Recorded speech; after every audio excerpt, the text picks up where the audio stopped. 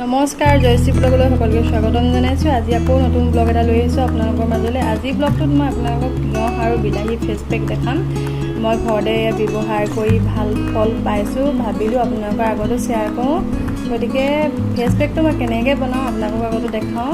গতিকে এয়া বনাবলৈ লৈছোঁ ধুনীয়াকৈ। এয়া দেখিছে, তাৰ বাবে লাগিব তিয়ঁহ আৰু বিলাহী। আৰু তিয়ঁহত পোৱা পুষ্টিবোৰ ছাল শীতল কৰি ৰখাত সহায় কৰে আৰু আনহাতে বিলাহীয়ে ছালৰ সমস্যা আঁতৰাই ছাল উন্নত কৰাত সহায় কৰে। এই ফেচ পেক তৈয়াৰ কৰিবৰ বাবে লাগতিয়াল সামগ্ৰীসমূহ: এই বিলাহীৰ ৰস আমি 2 চামুচ ল'ম আৰু তিয়ঁহৰ ৰস 1 চামুচ ল'ম। আৰু মৌজোল লাগিব, মৌজোল 1 চামুচ লাগিব, সেইটো এড কৰিম, মই দেখাম আপোনালোকক।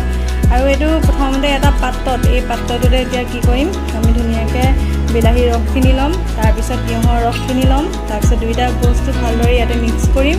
মিক্স কৰি মৌজোলটো মিক্স কৰি ধুনীয়াকৈ মিশ্ৰণটো 10-15 মিনিটৰ বাবে মুখত প্ৰয়োগ কৰিব।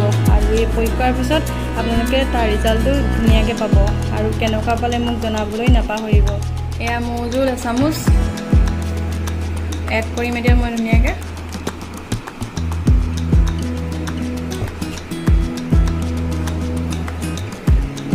এই মিশ্ৰণটো এতিয়া ধুনীয়াকৈ মই চামুচেৰে মিক্স কৰিম।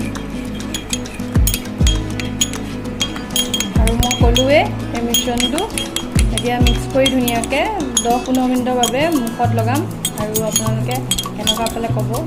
গতিকে 10-15 মিনিটমান ফেচ পেকটো লগাই ৰিজাল্টটো আপোনালোকে পাব। আৰু ময়ো এতিয়া ফেচ পেকটো লগাই আপোনালোকক ৰিজাল্টটো কেনেকুৱা হয় মিক্স কৰি ধুনীয়াকৈ মুখত লগালোঁ। 10-15 মিনিটমান লোৱাৰ পিছত ধুই পেলাম।